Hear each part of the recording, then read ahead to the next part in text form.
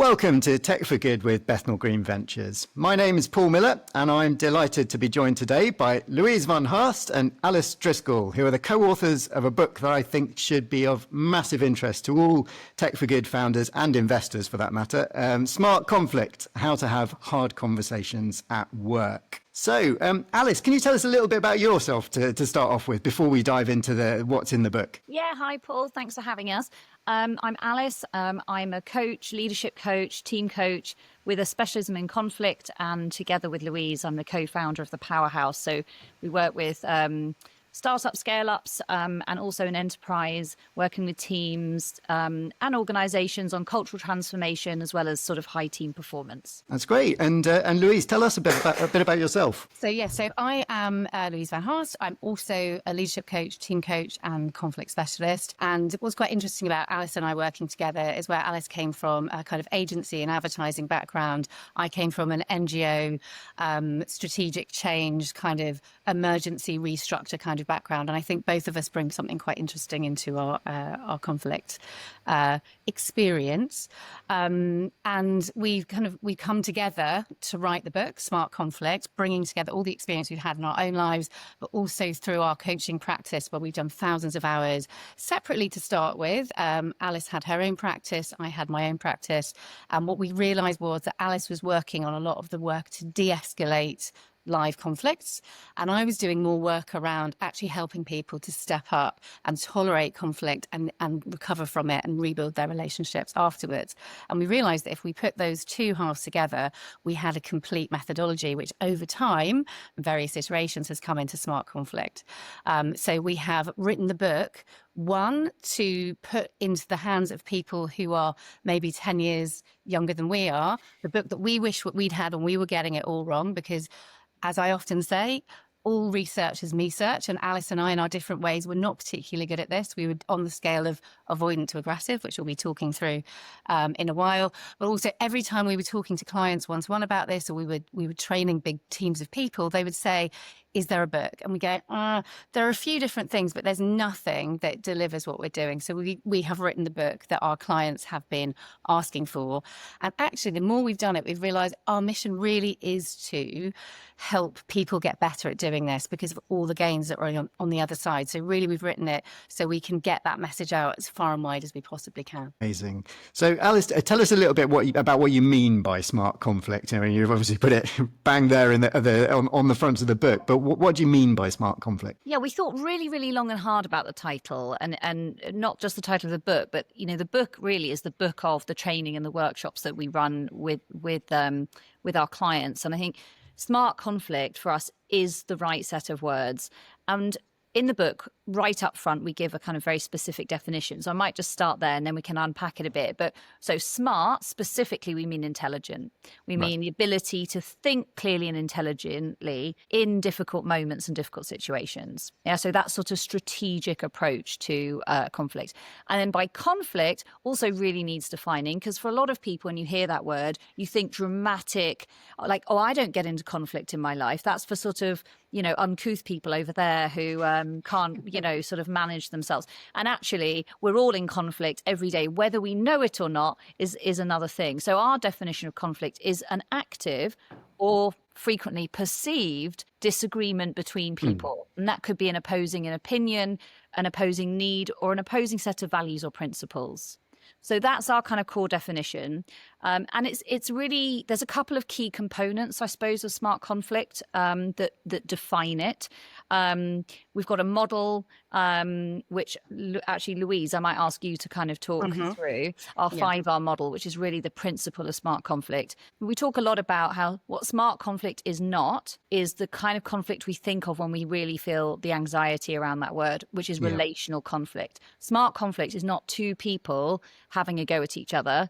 Smart conflict is task conflict. So really focusing on the task in hand. So we talk about how it's not you versus me, it's you and me versus the problem. So that's probably a really key sort of element, I suppose, of smart conflict. And just digging into that a little bit, Louise, I mean, the perception, I think, is that we try to avoid conflict, isn't it? And why do you think that is? Why is it that we avoid conflict in organisations? I mean, I think Alice has already talked about it. Sometimes it is necessary. It's very normal to have disagreements and so on. But why do we avoid it? Well, we know from the research a few different reasons why we inherently avoid conflict. One of which, as human beings, we have a drive to prioritise relationships, and that comes from our kind of earliest programming out on the plains. If you're isolated from the tribe, you may get, taken by a wildebeest, and not wildebeest, like saber-toothed tiger, but wildebeest can be quite violent, I understand. And it makes us feel unsafe. And so we overcorrect in thinking, I must prioritize the relationship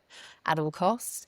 And I feel like if I have a conflict with somebody, if I fall out, that is irrecoverable. The relationship is going to be damaged. I might have to get a new job. I might have to find a new co-founder.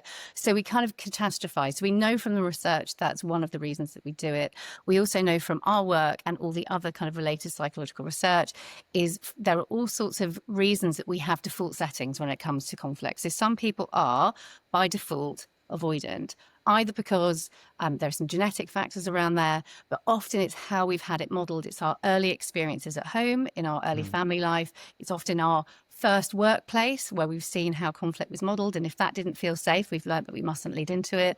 Our national culture. So as you will have experienced working with all sorts of different cultures, people have different feelings about what direct means, what honest means, what avoidant means, what evasive means. So there are all sorts of settings that we bring into that moment, which do make it a little bit tricky to work out when is the time to avoid and when is it time to lean into it. What we do know that avoidance is often the wrong strategy. There are moments where strategic avoidance is the right thing. We can unpack that a bit. There are conversations you shouldn't have. But by and large, thinking about how to be smart about how to lean into it, but have those strategies for, so if the relationship does get a bit crunchy, what do I do to get it back on track again? That can really give us the confidence to say, I'm not going to avoid it. I'm going to lean in and I know it's going to be okay.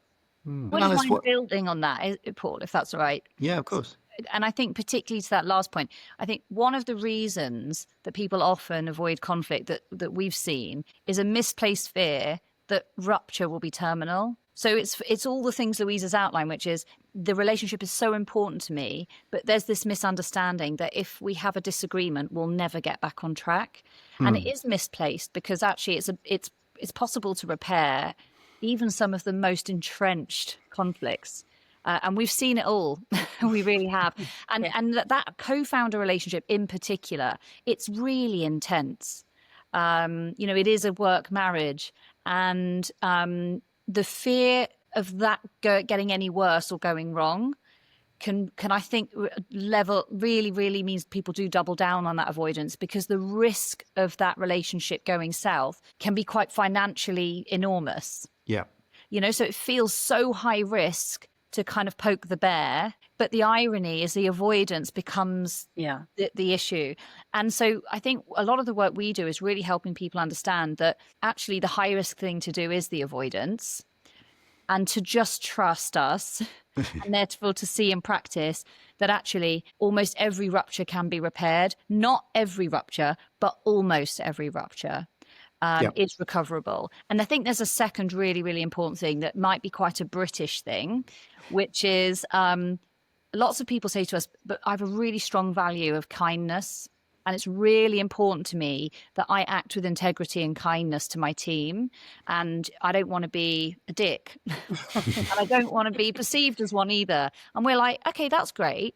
But I think they have a really unhelpful definition of kindness. And one of the things we try to kind of highlight is this idea that psychologically, if we think about what do we mean by being kind to ourselves and others, and if we think about the bit sort of really the core human needs, what we know from sort of psychology is there's a couple of things. We need to feel connected into a community. So, so why loneliness is such an epidemic. So connection to others is important. Really, really important to just speak to the person that makes your coffee in the morning for that little moment. It doesn't actually have to be someone you know very well, but that's a really key thing. A sense of autonomy in your own life, that you're in the driving seat of the direction of travel, super important. And the third one, growth. So we need to feel for a sense of fulfillment and equilibrium, a sense of personal growth. And we need to feel that we're moving forward, that there's a sense of progression. And I think the kindest thing that we can do is to support people's growth. You cannot grow without some struggle. You don't grow in pure comfort. Yeah. If everything's too easy, then you're not changing, and therefore you're not growing. It's Yeah. stagnation. Right. But by trying to be kind, we're actually keeping people stagnant, situations stagnant. And so it's unpacking this difference between, there's a difference between what we think kindness is and what actually kindness is. And that really contains honest, hard conversations, but obviously deliver with empathy and thought. But what we're not doing is just kind of not having the conversation because I might make that person uncomfortable.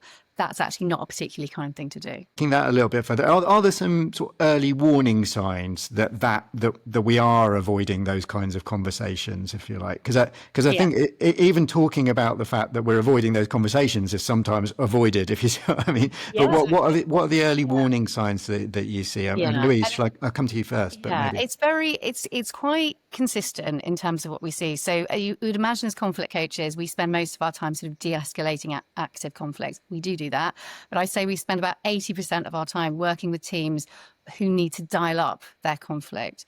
And the way that we can tell this is happening, and often when we're brought in, is there's what's called enforced harmony. So everybody is very nice and very committed to being nice. There's a lot of nodding. There's a lot of politeness. There aren't the task conflicts that we would hope to see in the cause of innovation, where people are having a bit of an argy-bargy, but it's about the task, not into it. None of that is happening. So that's one. That's the main sign. The other thing that happens, which can become really dysfunctional, is because the conversations aren't happening in that team setting, that this is where you get the back channeling. So you have a couple of people who kind of join together in a pair to try and do something outside of the group, which they're then not bringing the rest into. Or you get a lot of people coming directly to you to say, I've got a real problem with Sarah, but you're not saying it to Sarah. So the enforced harmony is kind of in the room, but there is disharmony and difficult dynamics beginning to grow up outside. And that's where really things can begin to fall apart. So let's just sort of go a little bit more positive now, I guess, to some extent. How can Tech for Good founders and investors, for that matter, create a culture where that sort of, I'll call it healthy disagreement, but where people are able to openly talk about tasks or strategic matters, for that matter, and have disagreement and find an answer to that. Are there some sort of cultural points that you'd point to that you think help them to build that out, as it were? Alice, do you want to take that? Yeah, of course. So I think I can sort of directly segue really from the last point we heard from Louise, which is, if you're not getting feedback and people aren't challenging you, one of the things that you can do is ask for feedback. So you're going to demonstrate and give permission that your expectation is challenged. So that's kind of really small and simple thing. If people are coming to you and saying, oh, so-and-so's a problem, or I'm finding so-and-so hard to work with, you can make it clear what you think the way that should be resolved is, in terms of, well, what conversations have you had with them? What steps have you taken? So again, you're going to set the expectation that the conversation should be being had directly, at least in the first instance, rather than a default kind of parent-child dynamic where you're coming to the founders to kind of resolve all the issues.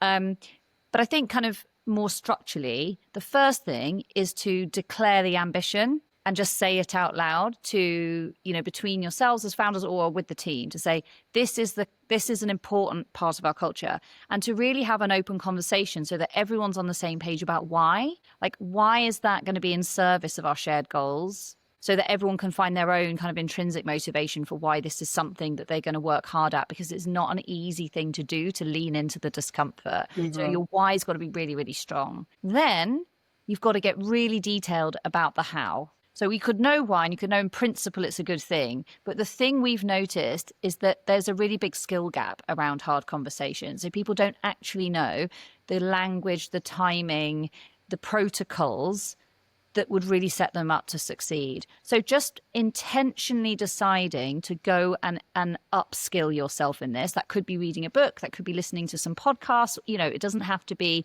a full kind of training course, but acknowledging that maybe you don't have the protocols in mind, but you could easily go and find them, and just deciding to kind of upskill. So I think, that's probably at a basic level, the same principles that would apply to learning any new skill. But I think just acknowledging that this does require upskilling is probably an important one. And if there's a couple of things, if we're thinking of sort of founders, investors as separate kind of audiences, because I think in this context they are, in terms of the kind of work that we do. Often what we see, even in very, very early stages with co-founders, is the kind of, we often say the seeds of the end were in the beginning. So we begin to see the seeds of the end in even how they're beginning to work together. And that is quite a dance. It's like dating. You're trying to kind of work each other out and you're trying to feel your way. And what we say is get it all out on the table. Have a conversation about, this is what I know triggers me. This is how I react under pressure. This is actually what I feel quite sensitive about in terms of us coming to the relationship. What are we going to do if we don't agree? How are we going to decide things? Do the awkward thing of actually going for, go to a hotel for a few hours, have some nice coffees, have a lunch and talk it all out so you understand each other, and then make some agreements about how you're going to do that. That's one for co-founders. But interestingly, with investors, something that we see quite a lot from the founder end is the investors are too scared to be honest with the investor. They're trying to present a really lovely, clean front. And there is danger for everyone, because if the investor doesn't know what the problems are, their investment is going to be at risk, but also your relationship with your founders is going to be at risk. So we would invite investors to lean right in and say, what problems do you want me to solve? What do you need from me? I'm not going to get involved in detail that I don't want, but you need to tell me what the problems are so I can help you. And I don't think investors often realize that kind of level of distance and politeness and kind of sanitization that is going on in that relationship. And you can kind of imagine when we see it unfold, where that unfolds to. And it's not a good place. Yeah, I think you're certainly aware as an investor that you're seeing you're seeing founders often present their best side. And actually, to be honest, the founders that are most impressive are the ones who are able to, sort of talk openly and honestly about the things that aren't going well as well, and to some extent talk about some of the conflicts that might be happening in their organisation in a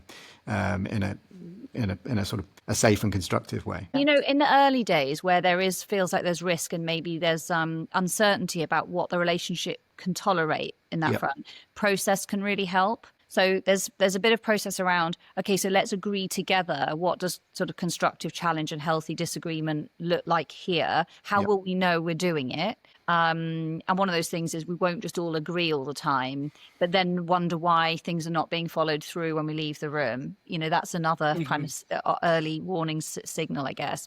But, just deciding to say, well, we'll always run a retro at this interval, which is officially a space to say what's not working, where do we need to do better, building it into the way that we review the relationship, the way that we review performance in a really formal way.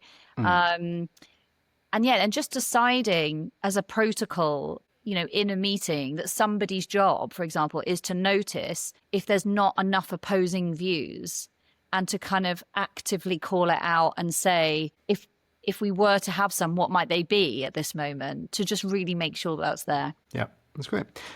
We talked a little bit about feedback and, that process of giving and receiving feedback. What's your take on that?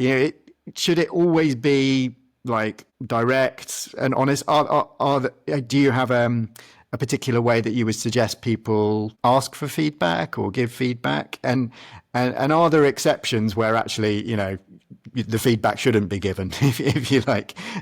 So, Louise, I'll come to you for that one. Yes. Well, there is definitely some nuance around this. And we absolutely have a view. If there is one conversation that people come to us to discuss most often, it's feedback, performance conversations, because it is very difficult. And it's because, again, there feels like there's that risk to the relationship. So we would say, in general, yes, feedback should be direct if you are the right person to give it. And that's a bit of a watch out, because sometimes you are not the right person to give it, but it should be direct. It should not be brutal. And I think we need to think about what directness is. It absolutely should be honest. And by that, we mean it should be clear, It should be specific. Should contain evidence. You should understand the impact of that behaviour. And ideally, you should be very, very clear about the behaviour change you want to see. In terms of when you shouldn't give feedback, is if your intention is to let the other person know that you're really pissed off with them, but that's really the only feedback that you've got, that is feedback that you should not give. Because actually what you need to do is work out, it's like, okay, what is my aim here? Is there a behavior change that I need to see? Is there a skills gap that I need to draw this person's attention to? What is my aim other than just to let them know I'm unhappy? So I think that would be the caveat, is to really search yourself, whichever, I'm going to let them have it.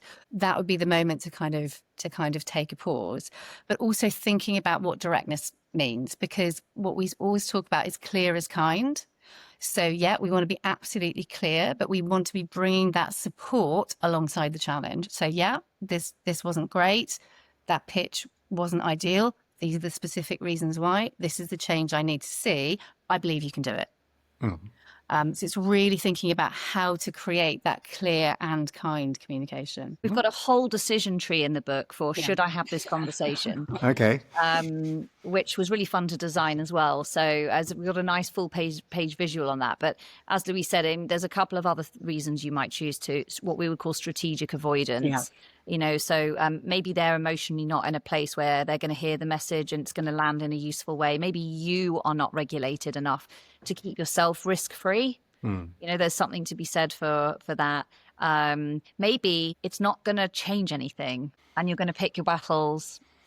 Maybe it's absolutely right to prioritize building the relationship because you're off the back of a couple of other run-ins recently and you're going to decide what's the tolerance level at the moment. And I think there's something interesting around permission.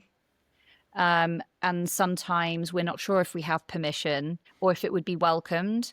And so you asked, I think, there's sort of a set way we suggest asking for and giving feedback. And in the book, we have a 5-step framework for how to have any kind of hard conversation. And permission is the first one. So we kind of talk you through a few different ways you can always introduce a sense of permission, even if you do absolutely need to have the conversation. We can create permission around other things, such as where will we have the conversation or exactly when might it take place. So that's probably the other point I'd land. Yeah, so I think you're starting to touch on this, but and how can people get better at it? If you like, obviously they can read the book, but is it something that you can practice or almost sort of rehearse, if you like? Have you got any tips for sort of getting better at having these difficult conversations, Louise? So yes, so the biggest message that we want people to take away from the book, but also from our work in general, is absolutely you can learn to get better at this, and practice is everything. But the key thing I think we want people to think about, coming back to that word smart, is being prepared, really thinking through your strategy, really preparing your form of words, having a kind of play-by-play. So if this happens, how am I going to manage that situation? If they get angry, what am I going to do? If I need to kind of call time and pull the ripcord, what are the forms of words I'm going to use to do that elegantly? And how are we going to return to the conversation? Because where we really see it going wrong, and it's really fascinating, is that we tend to feel, we sort of turn up in a conversation and we think that our gut is going to be a good guide. What tends to happen is our gut gets very confused by the fight, flight or freeze hormones, that ancient part of our brain happens. So what feels like a good gut feel at the time, once we've re-regulated and we've sat there and gone, oh God, why did I say that? But we don't have to do that, because if you show up in a regulated way, if you prepare your words, you prepare how you're going to do it, you prepare how you're going to recover. If you need an exit strategy, you do it. You then give yourself some praise for doing it. You go, this was excellent. That didn't go so well. What do I need to do now to repair the relationship? And then you go back round the cycle again. And actually, we didn't talk about this, and you said that I should, Alice, and now I will. But there are 5 R's of smart conflict. all of which, if you kind of learn them, come together as a full methodology. And I'll go through them very quickly. So it's reflection, reflecting on your own settings, how you know that you show up and what your triggers are, but also what you know about the other person coming into it. Regulation, literally regulating your nervous system and creating that co-regulates the other person in terms of how they're going to join you in the conversation. You turn up stressed, they're going to be stressed. You turn up expecting it to go well, there's a greater chance that it's going to go well. Readiness, that's being prepared with the words and the message you want to be landing and knowing exactly what it is that you're trying to achieve in that meeting. That's often where we go completely wrong. We're like, I'll just turn up and wing it. Rarely ends well. Response, this is, it all goes completely, south. They get angry, I get angry, they cry, or suddenly the floor is open for me to have this amazing conversation that I never thought I would have. How do I prepare to lean into any opportunity? There are techniques, very easily learnable techniques around that, even if you're not good at this. There are just forms of words you can drop in the moment. And lastly, as Alice has alluded to, the most important of all, even if you forget the other four, is repair. Knowing that you go in there, you blunder, you misspeak, you make a mistake, you upset the other person. Do not lean out of it and think, oh, I'll just avoid them, because that is never going to help. You can lean in and have another go. You can restate your intentions. You can repair the damage as much as you can, that relationship, and go back in. So yes, absolutely. You can read the book and you can learn the full methodology, but we would say just really lean into that idea of being smart and strategic in the way that you would do if you were going to give a 10-page pitch. You wouldn't just walk into a investor pitch and just go, I'll just see what comes out of my mouth. Use those skills to have the really important conversations. That's really interesting. Okay, and just finally, Alice, are there any sort of myths about smart conflict that you'd like to dispel? So, we've talked a bit about the avoidance and all those kind of things, but what are the myths, if you like, that people have about the best way to have these kinds of conversations? As you said, we have touched on, I think, some of the key ones, but there's a couple. So one of the ones that we hear often, and it might sound familiar, is time heals. And I think time absolutely does not heal. Time hardens, as a general rule. So yes, time gives us distance in terms of regulation. So I think there's something to be said for, in the heat of the moment, it can be good to just take a moment. But time only heals if we then make the active repair, which is coming back and saying, that was a hard conversation for me. I don't know how it was for you, but it's really important to me that we get back on track. How should we do that? Or like, what would you need from me in order for us to kind of make those first steps? So that's probably for sure a real one. I think this idea that rupture is terminal is one of those kind of unconsciously held beliefs that many, many people have.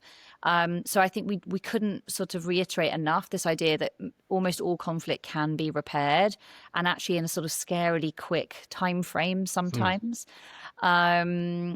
And then I think connected to that, there seems to be a widely held belief that a successful relationship, working or otherwise, and the pinnacle of that would be, we don't argue. I think George Clooney quite recently came out and said, me and Amel, we never argue. And we were like, and we both said, fascinating. That's really He said proudly. So, and we've probably all met people that will say that, we don't argue. Well, for us, that's a massive red flag, because what all the research tells us is that the most successful, enduring, sustained relationships, they're not the ones that don't argue. They're the ones that know how to repair once they have argued. And if you all think about some of the sort of strongest connections you have in your life, whether that's working relationships or family members or friends, I bet you have had some ruptures over time, So it's going through the cycle of rupture and repair that creates those strengthened bonds. So we don't want to avoid, the goal is not to never get into conflict. The goal is to learn how to tolerate it and to move forward and to become even stronger as a result of it. Yeah. I think at team level, there's some things that we can extrapolate out there. Often when we think about collaboration, good collaboration, high-performing teams collaborating well, we sort of imagine everybody sort of sitting around nodding and and actually what really excellent collaboration looks like is some disagreement, some debate, somebody bringing in some different evidence, somebody going, well, how do you validate that? I don't agree with that, or I don't care about your evidence because actually my gut feel is X. that really high performance, and we know this from psychological safety as well, is that teams who are really high performing have permission to be challenging. They have permission to challenge the boss, the most senior person there, and not be penalised in terms of being excluded or punished or fired or whatever, as long as their behaviour is obviously acceptable. But I think one of the myths that we really want to debunk is that high performing teams are all sort of happy clappy and are always happy with each other.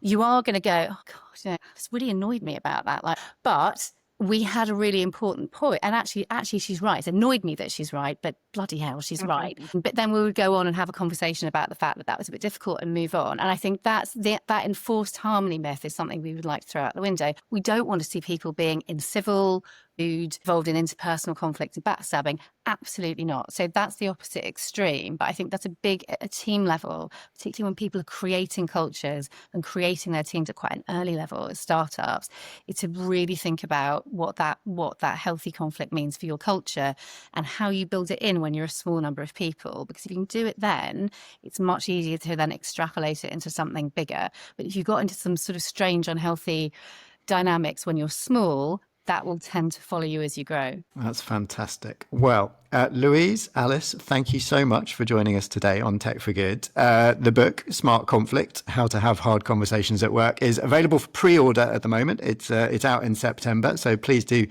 check it out. We'll pop a link in the show notes as well.